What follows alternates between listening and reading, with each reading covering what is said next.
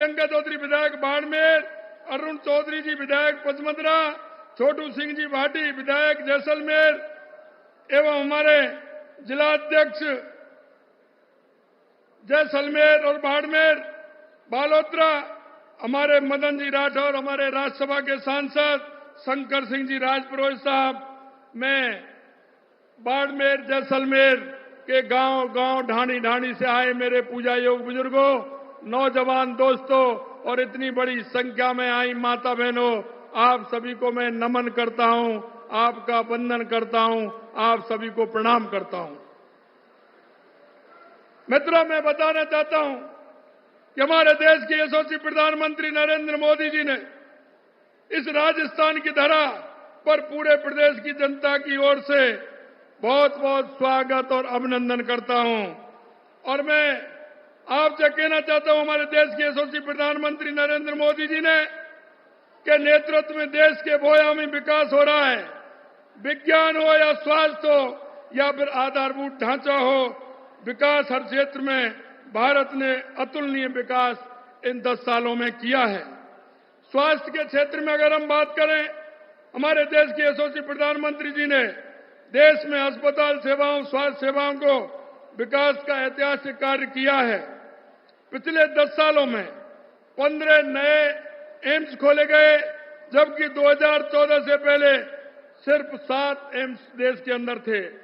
पिछले 10 सालों में देश में 319 नए सरकारी मेडिकल खोले गए। ये पूरे देश के अंदर रिकॉर्ड है कि 10 साल के अंदर 319 मेडिकल कॉलेज खोले गए। पिछले 9 वर्षों में राजस्थान में भारत सरकार की ओर से 23 मेडिकल कॉलेज खोले गए हैं। 23 मेडिकल पूरे राजस्थान के अंदर। वो 2014 से 2023 तक एमबीबीएस सीटों की संख्या 51,000 से बढ़ाकर 70,000 डॉक्टरों की संख्या बढ़ाकर माननीय हमारे प्रधानमंत्री जी ने की है।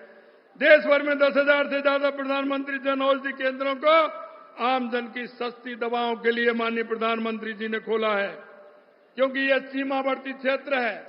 मैं रक्षा के क्षेत्र में हमारा आत्मनिर्भर होता हुआ भारत माननीय प्रधानमंत्री जी के नेतृत्व में रक्षा के क्षेत्र में तेजी से आत्मनिर्भर हो रहा है। और ये नहीं, रक्षा के क्षेत्र में हो रहे विकास मैं आपको बताना चाहता हूं। भारत ने स्वदेशी रूप से विकसित हल्के लड़ाकू हेलीकॉप्टर प्रचंड को भारतीय वायुसेना में शामिल किया गया है। आईएनएस विक्रांत हो या अर्जुन टैंक हो, तेजस एयरक्राफ्ट हो या पिनाका रॉकेट हो या फिर ब्रह्मोस मिसाइल, इन सब का उत्पादन भारत के अंदर होता है। इससे 2014 से पहले भारत के अंदर एक भी निर्माण इस तरह का नहीं होता था। मैं निश्चित रूप से देश के यशस्वी प्रधानमंत्री नरेंद्र मोदी जी के नेतृत्व में इतना बड़ा काम रक्षा के क्षेत्र में हुआ है।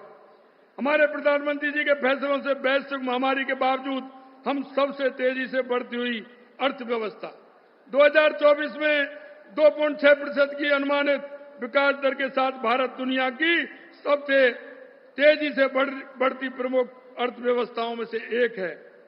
यूपीआई से विश्व के 40% डिजिटल लेन देन अब भारत में हो रहा है। वित्त वर्ष 2023-24 में भारत का कुल निर्यात $776 अरब के सर्वकालिक उच्च स्तर पद पर पहुंच चुका है।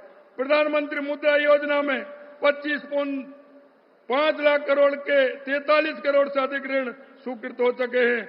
दुनिया भर में हर 10 में से एक यूनिकॉर्न भारत में है। आधारभूत ढांचे की अगर हम बात करें तो यशस्वी प्रधानमंत्री जी के नेतृत्व में आधारभूत ढांचा तेजी से विकसित हो रहा है। देश की आखिरी छोर से तक सड़क, रेल एवं बिजली पहुंच रही है। और आपने भी देखा है मित्रों, मैं आपसे कहना चाहता हूं, जब भारतमाला की जो हमारी योजना है, जब उस पर चलते हैं तो आपको कैसा महसूस होता है। जिस तरह से भारतमाला यहां उस पर प्लेन भी उतरता है, ये बाड़मेर, सांचौर और जैसलमेर और बीकानेर होते हुए आपने जिस तरह से देखा है। मैं आपसे निवेदन करना चाहता हूं, रेलवे के क्षेत्र में जितना बड़ा विकास हुआ है, यही नहीं मित्रों, मैं आपको एक और मैं बताना चाहता हूं कि देश के यशस्वी प्रधानमंत्री नरेंद्र मोदी जी ने हमारे जिस तरह से माननीय प्रधानमंत्री मोदी हर वर्ग की समस्याओं के निदान को तत्पर रहते हुए इसलिए देश के शिल्पकार, कारीगर, ओबीसी जातियों को संबल प्रदान करने के लिए पहली बार पीएम विश्वकर्मा योजना बनाई गई है। इस योजना के माध्यम से राजस्थान की भी ओबीसी जातियों के कारीगर और शिल्पकारों को कौशल विकास प्रशिक्षण और वित्तीय लोन की सुविधा प्राप्त होगी। इसमें हमारी वो जातियां जो अपने खुद के शिल्पकार के माध्यम से काम करती थी, चाहे हमारे सुतार भाई हों, सुनार भाई हों, लोहार भाई हों, कुम्हार भाई हों, नाई, धोबी, माली, छीपा, दर्जी, इन सभी के लिए ऐसी अनेक जातियों के कारीगरों को कुशल उन्नयन के लिए ये योजना बनाई गई है।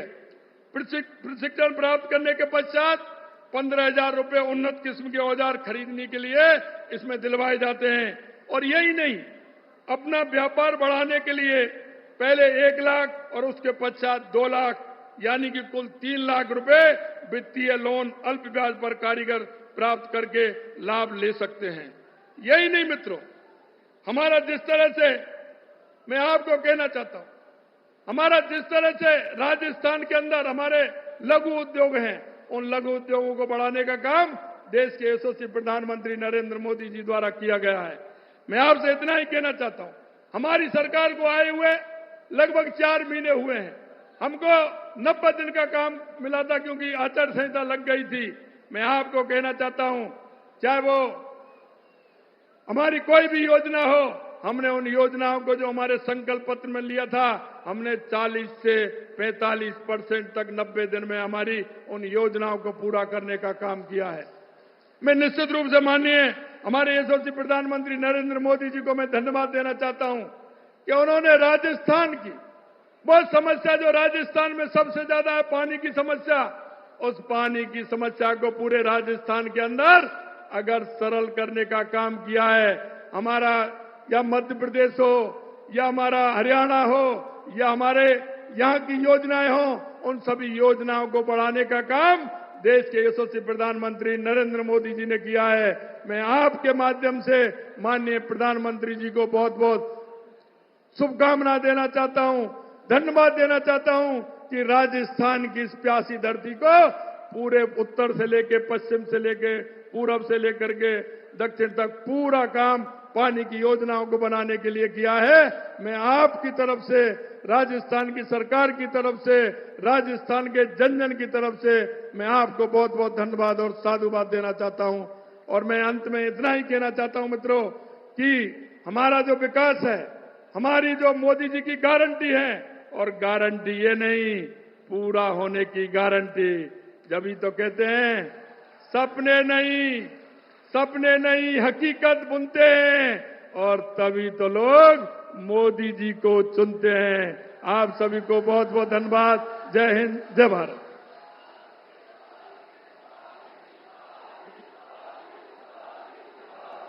आदरणीय सीएम साहब का हार्दिक धन्यवाद। मुझे पूरा विश्वास है कि बाड़मेर की इस पावन धरा पे उठी ये गूंज प्रत्येक कार्यकर्ताओं में उत्साह भरने का कार्य करेगी। एक बार आप दोनों हाथ को उठाकर मेरे साथ बोलिए, अब की बार, अब की बार, अब की बार। अब मैं बुलाना चाहूंगी जिनके सुनने के लिए हम सब बहुत उत्साहित हैं। दुनिया के सबसे बड़े नेता, लाखों करोड़ों युवाओं के आदर्श, विश्व के सबसे लोकप्रिय नेता जिसकी गारंटी पर भी गारंटी है, दाल बाटी चूरमा, पूरे देश के सूरमा, हमारे प्रधानमंत्री जी आदरणीय नरेंद्र मोदी साहब।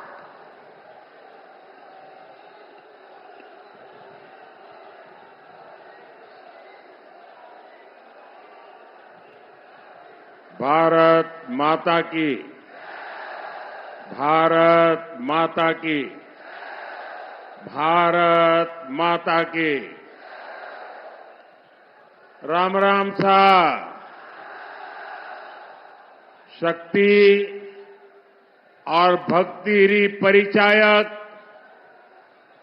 चैत्रीय नवरात्रा रे चौथे दिन माता कुष्मांडारे स्वरूप ने मारो कोटि कोटि प्रणाम। बाढ़ाणे और जैसाणे रे वासियों ने मारी घणे मानसू। राम राम। मैं सबसे पहले तो बहन ममता जी को बधाई देता हूं। इतना शानदार संचालन कर रही है आप। मैं बहुत अभिनंदन करता हूं आपका। आज नवरात्रि के पावन अवसर पर मुझे सिद्धों और शूरवीरों की धरती एक बार फिर आप सबके दर्शन करने का सौभाग्य मिला है। ये वो धरती है जिसके वीरों की कहानियां आज भी सीमा पार खौफ पैदा करती है। जिस रेगिस्तान की गर्मी में अच्छे अच्छों की हिम्मत दम तोड़ देती है, वहां आपके हौसले के सामने गर्मी भी कुछ नहीं कर पाती।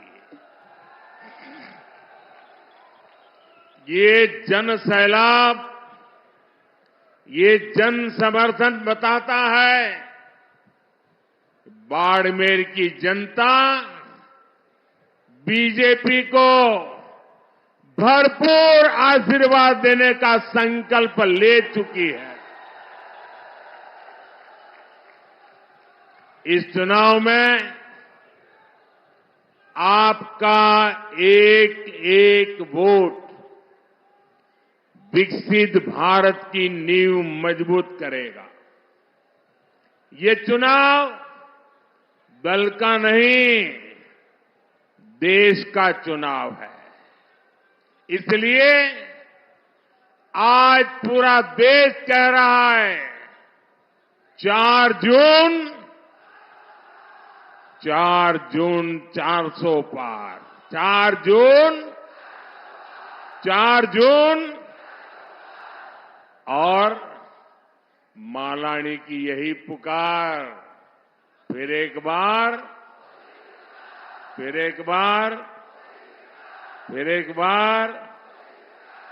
भाइयों और बहनों, बाड़मेर हमारी पार्टी के वरिष्ठ स्वर्गीय जसवंत सिंह जी का क्षेत्र है। यहां के लोगों ने हमेशा मुझे बोला है, मोदी जी आप देश के दुश्मनों को सबक सिखाओ, बाड़मेर जिताने की जिम्मेदारी हमारी।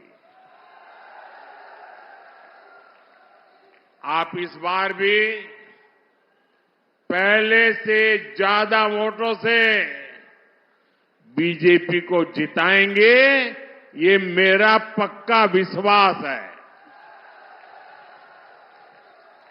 साथियों, कांग्रेस पार्टी ने 5-6 दशक से ज्यादा देश पर हुकूमत की, लेकिन देश की कोई एक बड़ी समस्या ऐसी नहीं जिसका संपूर्ण समाधान कांग्रेस ने दिया हो। राजस्थान के लोगों से बेहतर इस बात को कौन जानेगा।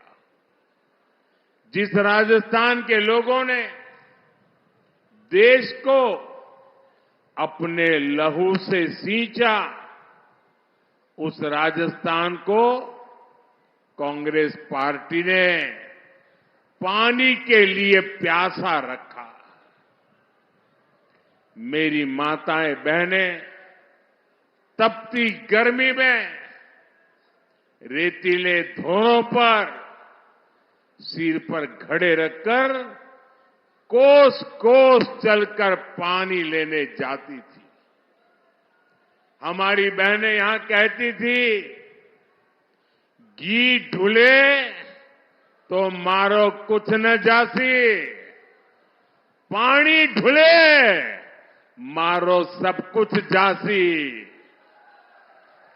यानी पानी घी से भी ज्यादा मूल्यवान था।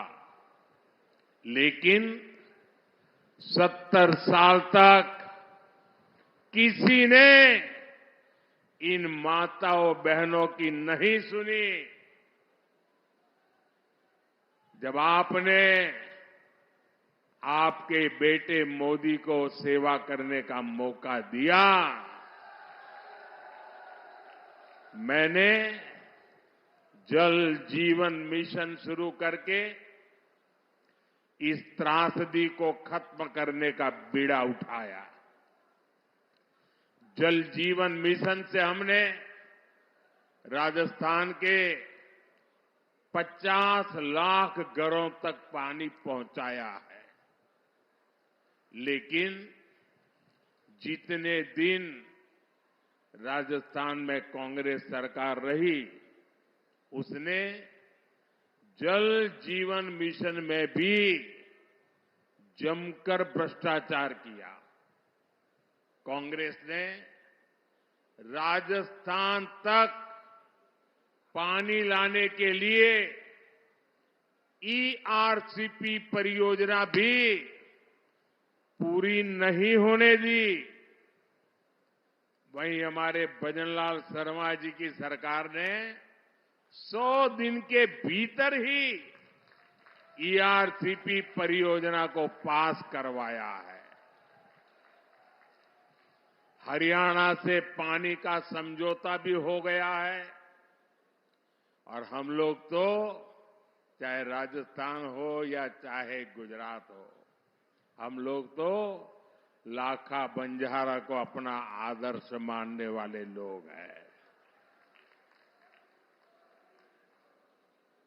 हमारा संकल्प है कि हम राजस्थान के हर घर तक पानी पहुंचाए।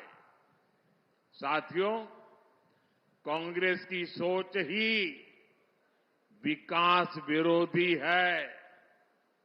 ये लोग देश के सीमावर्ती गांवों को देश के आखिरी गांव कहते हैं। ये लोग सीमावर्ती जिलों को, वहां गांवों को जानबूझकर विकास से वंचित रखते थे। और आप हैरान हो जाएंगे, क्यों रखते थे, क्या तर्क देते थे? ऑफिशियली बताते थे। वो कहते थे कि सीमा के पास विकास होगा तो दुश्मन देश के भीतर आकर कब्जा करने की संभावना बढ़ जाएगी। ये शर्म की बात है कि नहीं भाई? क्या हम इतने बुज़दिल हैं कि हम बढ़िया रास्ते बनाए तो दुश्मन उस पर चढ़ जाएगा? क्या बात करते हो? शर्म आनी चाहिए आपको। आप मुझे बताइए, किस दुश्मन के कलेजे में इतनी हिम्मत है कि वो बाड़मेर की सीमा में घुसकर कब्जा करने की सोचे?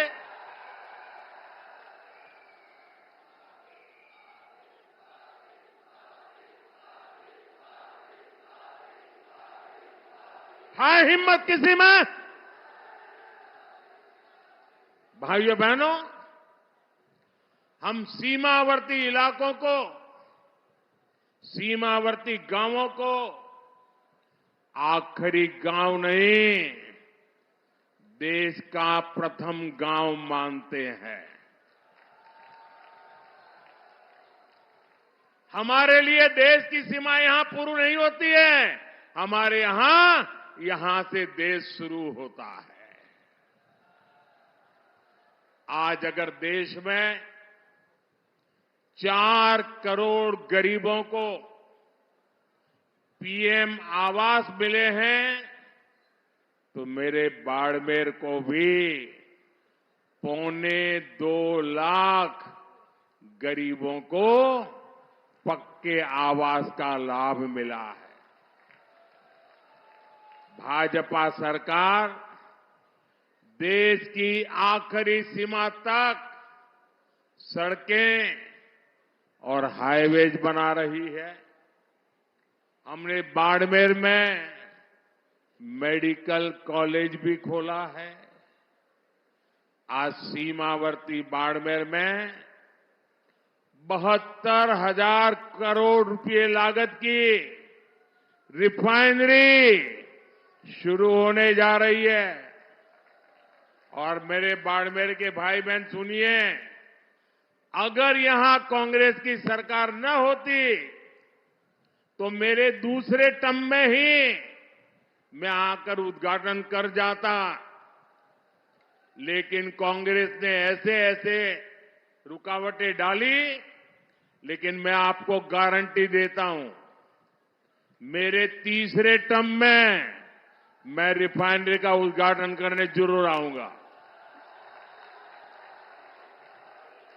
और जिस दिन रिफाइनरी के उद्घाटन के लिए आऊंगा, उस दिन इस चुनाव विजय के लिए धन्यवाद भी करने आऊंगा।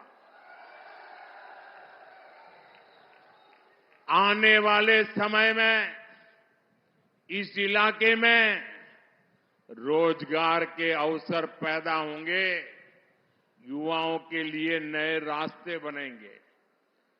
मेरे बाड़मेर के भाई बहन जो पुराने लोग हैं, वो जब मेरी ये बात सुनते हैं तो उनको लगेगा क्या ये संभव है, ये होगा क्या?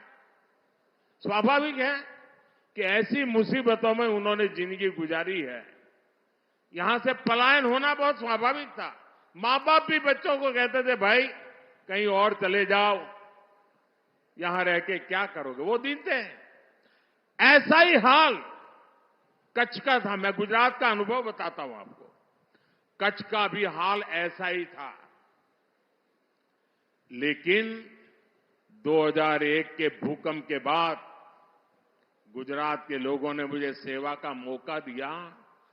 आज पूरे हिंदुस्तान का सबसे तेज विकास करने वाले जो जिले हैं, उसमें आज कच्छ जिला पहुंच गया है। मुंबई में जमीन की जो कीमत होती है, वो कच्छ की जमीन की कीमत हो गई है।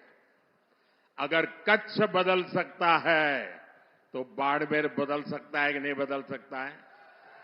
बदल सकता है कि नहीं बदल सकता है?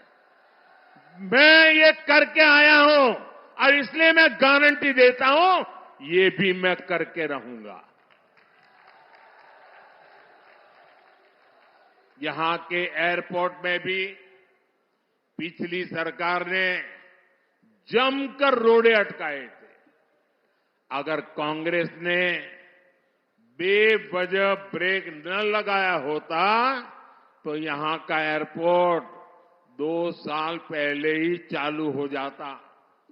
साथियों, कांग्रेस ने जिन लोगों को दशकों तक नहीं पूछा, मोदी उनको पूजता है। हमारे आदिवासी समाज के बच्चे आगे बढ़े, इसके लिए हम एकलव्य मॉडल आवासीय स्कूल खोल रहे हैं।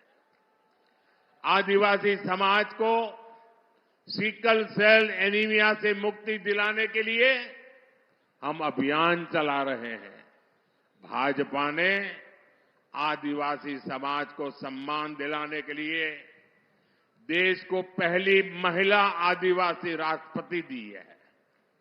हमारे गांव ढाणियों की महिलाएं, मेघवाल समाज, लंगा, मंगणियार समाज के लोग पीढ़ियों से हस्तकला का काम करते आए हैं। भाजपा ने पहली बार उन्हें आगे बढ़ाने के लिए पीएम विश्वकर्मा योजना शुरू की है।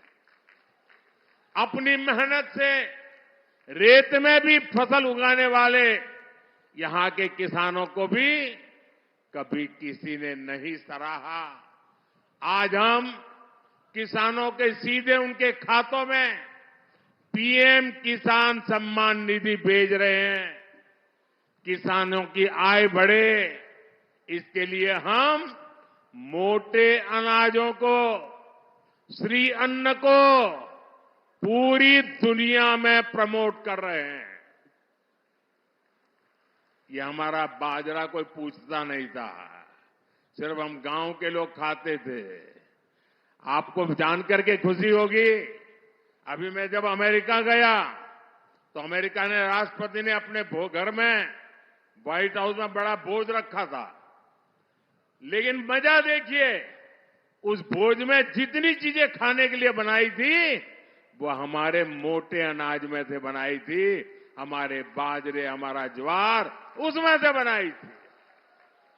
दुनिया में जो मेरा छोटा किसान पानी के अभाव में खेती करता है, मोटा अनाज पैदा करता है, मैंने दुनिया को समझाया है ये मामूली अनाज नहीं है, ये सुपर फूड है, सुपर फूड। आपकी सेहत के लिए उत्तम फूड है, और मैं दुनिया में आपके किसानों के द्वारा बनाई ये बाजरा ज्वार दुनिया में बेच रहा हूं। दोस्तों, मूंग का समर्थन मूल्य भी आज जितना है उतना कभी नहीं था। मोदी आपके सुख दुख में आपके साथ है, क्योंकि आपके सपने ही मेरे संकल्प है। साथियों, एससी, एसटी, ओबीसी भाइयों और बहनों के साथ दशकों तक भेदभाव करने वाली कांग्रेस आजकल एक पुरानी रिकॉर्ड बजा रही है। जब भी चुनाव आता है, संविधान के नाम पर झूठ बोलना ये इंडिया अलायंस के सब साथियों की फैशन बन गई है। वो कांग्रेस जिसने बाबा साहब के जीते जी उन्हें चुनाव हरवाया, जिसने बाबा साहब को भारत रत्न नहीं मिलने दिया, जो वो कांग्रेस जिसने देश में आपातकाल लगाकर संविधान को खत्म करने की कोशिश की, आज वो मोदी को गाली देने के लिए संविधान के नाम पर झूठ की आड़ ले रही है। ये मोदी है जिसने देश में पहली बार संविधान दिवस मनाना शुरू किया। ये कांग्रेस वालों ने संविधान दिवस मनाने का विरोध किया था, पार्लियामेंट में भाषण है उनका। क्या बाबा साहब का ये अपमान है कि नहीं है? संविधान का अपमान है कि नहीं है? इतना ही नहीं, ये मोदी है जिसने बाबा साहब से जुड़े पंच तीर्थों का विकास किया। इसलिए बाबा साहब और संविधान का अपमान करने वाले कांग्रेस और इंडिया अलायंस के झूठों से, उनकी गपबाजी से सावधान रहने की जरूरत है। और कांग्रेस वाले सुन लें, ये 400 सीट की बात देश की जनता ने इसलिए की है कि आपने 10 साल पार्लियामेंट में मुझे अच्छे काम करने के लिए रोकने की लगातार कोशिश की है, और इसलिए देश आपको, कांग्रेस को सजा देना चाहता है और साफ कर देने का मन बना लिया है। और जहां तक संविधान का सवाल है, आप मान के चलिए और मोदी के शब्द लिख के रखिए, बाबा साहब आंबेडकर खुद आ जाए तो भी संविधान खत्म नहीं कर सकते हैं। ये हमारा संविधान सरकार के लिए गीता है, रामायण है, महाभारत है, बाइबल है, कुरान है, ये सब कुछ हमारे लिए हमारा संविधान है। साथियों, भारत के खिलाफ ये इंडिया अलायंस वाले कितनी नफरत से भरे हुए हैं, ये इनके मैनिफेस्टो में भी नजर आता है। कांग्रेस के मैनिफेस्टो में तो बंटवारे की, गुनहगार मुस्लिम लीग की छाप नजर आती है। अब इंडी अलायंस में शामिल एक और दल ने देश के खिलाफ बहुत खतरनाक ऐलान किया है। उन्होंने अपने मैनिफेस्टो में लिखा है, जिस पोखरण की धरती ने कहना है कि हम भारत के परमाणु हथियार नष्ट कर देंगे, दरिया में डुबो देंगे।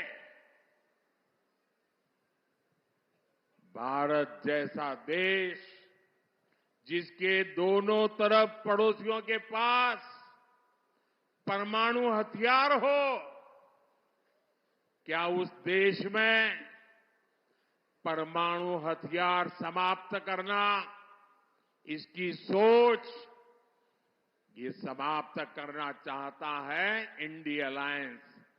क्या परमाणु हथियार समाप्त होने चाहिए? मुझे सबका जवाब चाहिए। क्या परमाणु हथियार समाप्त होने चाहिए? क्या परमाणु हथियार समाप्त होने चाहिए? मैं जरा कांग्रेस को पूछना चाहता, आपके ये साथी, ये आपके इंडी अलायंस के साथी किसके इशारे पर काम कर रहे हैं? ये कैसा गठबंधन है जो भारत को शक्तिहीन करना चाहता है? आखिर किसके दबाव में आपका ये गठबंधन हमारे परमाणु ताकत को समाप्त करना चाहता है?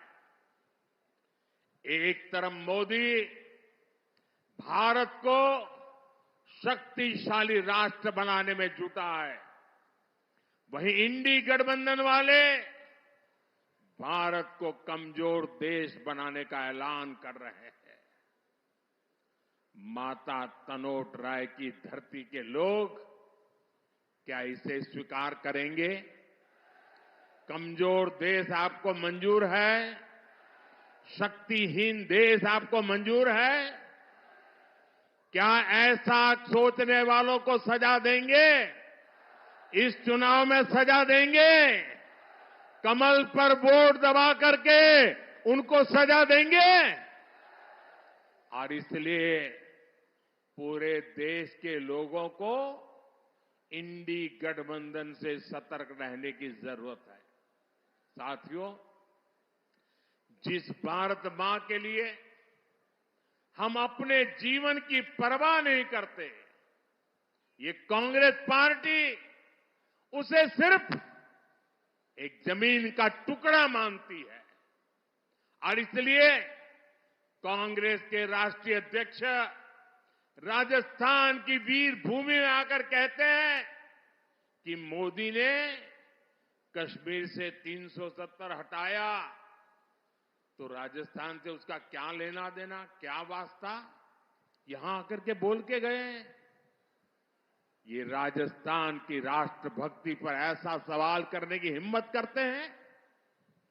जिस राजस्थान के वीरों ने सीमा पर कश्मीर के लिए सीने पर गोलियां खाई, उससे पूछते हो कि कश्मीर से क्या वास्ता?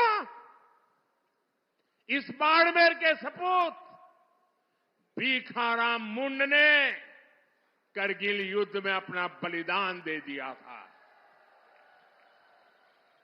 और कांग्रेस कहती है कि कश्मीर का राजस्थान से क्या वास्ता? जिस राजस्थान में कश्मीर में जन्मे बाबोसा रामदेव जी की घर घर पूजा होती हो, उससे पूछते हो कि कश्मीर से क्या रिश्ता? जब कश्मीरी हिंदुओं को उनके घर से खदेड़ा गया था, तब कितने ही परिवारों को राजस्थान ने बसाया था, गले लगाया था। और ये पूछते हैं कि राजस्थान का कश्मीर से क्या वास्ता? अरे उनको पता नहीं होगा करगिल के लोग ईरान गए थे और ईरान में कोविड की भयंकर महामारी में फंस गए थे। उनको वापस लाना था, कोविड के साथ लाना था, बड़ा संकट का काम था। उनको हिंदुस्तान ला करके कहां रखे? देश को जान करके गर्व होगा, ये मेरे राजस्थान की वीर भूमि है। जैसलमेर में ईरान से लाए गए कोविड के वो सारे लोग जो करगिल के रहने वाले थे, वहां वो माइनस टेम्परेचर में रहते हैं, यहां 35-40 डिग्री टेम्परेचर में महीना भर रहे। जब ठीक हुए तब राजस्थान ने उनको घर वापस भेजा था। ये है मेरा राजस्थान। कांग्रेस भारत को भाषा, प्रांत, जात पात में तोड़ना चाहती है। इसलिए आपको इस चुनाव में कांग्रेस को फिर एक बार सबक सिखाना है। साथियों, कांग्रेस हर उस काम का विरोध करती है जो देश हित में होता है। कांग्रेस हर उस ताकत के साथ खड़ी हो जाती है जो देश विरोधी होती है। आप देखिए, हम लोग देश में, राजस्थान में शक्ति की उपासना करते हैं, माता की उपासना करते हैं, लेकिन कांग्रेस के शहजादे कहते हैं कि वो हिंदू धर्म की शक्ति का विनाश कर देंगे। अरे मेरी माताओं बहनों की ताकत तुम नहीं जानते हो। किसी मर्द को आगे नहीं बढ़ाने पड़ेगा। ये शक्ति को नष्ट करने वालों को ये मेरी माता बहनें ही निपट लेगी। देश में राम मंदिर निर्माण का पुनीत पावन काम होता है, कांग्रेस उसका भी बहिष्कार करती है। और कांग्रेस करती क्या है? कांग्रेस रामनवमी की शोभा यात्रा पर राजस्थान में पत्थरबाजी करने वाले दंगाइयों को संरक्षण देती है। देश पे घुसपैठिए आते हैं तो कांग्रेस उनका स्वागत करती है, लेकिन भारत विभाजन का विरोध करने वाले हमारे दलित और सिख भाई बहनों को नागरिकता देने वाले सीएए का ये विरोध करते हैं। मैं आपसे पूछता हूं, क्या कांग्रेस एक भी सीट राजस्थान से जीतने की हकदार है क्या? हकदार है क्या? एक भी सीट बचनी चाहिए क्या उनकी? इस बार तो उनकी सीटों की जमानत जानी चाहिए भाइयों। जाएगी? साफ कर दीजिए उनको, ये सुधरेंगे नहीं। साथियों, 26 अप्रैल को राजस्थान और देश के भविष्य के लिए एक बहुत बड़ा दिन है। और मैं रिफाइनरी के उद्घाटन के लिए जब आऊंगा तब आपको मैं याद कराऊंगा कि इसका महत्व क्या है। भारतीय जनता पार्टी ने बाड़मेर से कमल की जिम्मेदारी भाई कैलाश चौधरी जी को दी है। इसलिए आपको मोदी की गारंटी पर भरोसा करते हुए कमल पर बटन दबाने के लिए प्रार्थना करने आया हूं। आपके आशीर्वाद लेने आया हूं। मेरी माताएं बहनों के आशीर्वाद, मेरे नौजवानों के आशीर्वाद, मेरे बुजुर्गों के आशीर्वाद, धानी धानी मेरे किसान भाई बहनों के आशीर्वाद, यही मेरी ऊर्जा है, यही मेरी ताकत है। चाहे जितनी गर्मी हो, 26 अप्रैल को सुबह सुबह ही कमल का फूल खिलना चाहिए। खिलेगा?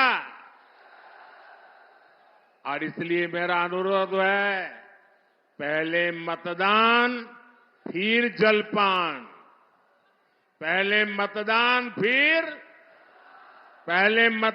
फिर अच्छा, मेरा एक और काम करोगे? जरा हाथ ऊपर करके बताइए, करोगे? सबके सब करोगे? माताएं बहनें भी करेगी?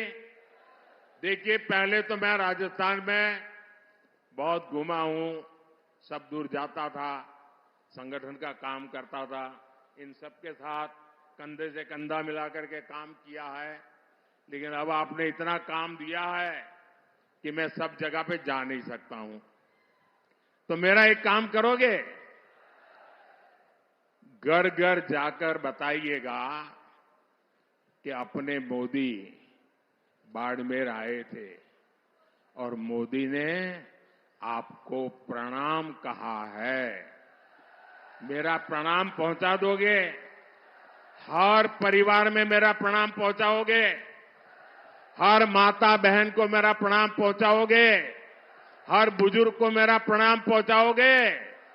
जब इन सबको मेरा प्रणाम पहुंचेगा ना, तो वो मन से मुझे आशीर्वाद देंगे और वो आशीर्वाद मुझे ऐसी ताकत देगा कि विकसित भारत का सपना पूरा करने के लिए मैं अपनी पूरी ऊर्जा लगा दूं।